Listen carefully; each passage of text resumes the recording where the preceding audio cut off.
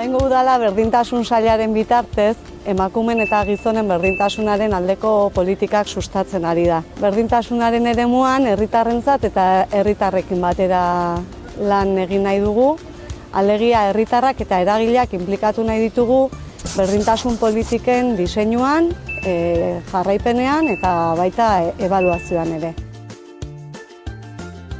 Berdintasun kontseiluak herritarren parte hartzerako guneak dira, eta beraien helburu nagusia da emakumeen parte hartze soziopolitikoa sustatzea. Beraien bitartez, berdintasun politikak modu partekatuan garatzen dira.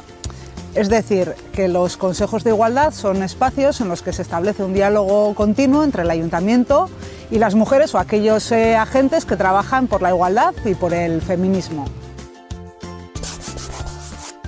Euskal Herrian hainbat eta hainbat kontseilu daude eratuta. Herri, eskualde eta herrialde ezberdinetan. Durango, Errenterian, Zumaian, Zarautz, Ordizia. Gure eskualdeen kasuan, adibidez, kontseilua dago Hernanin.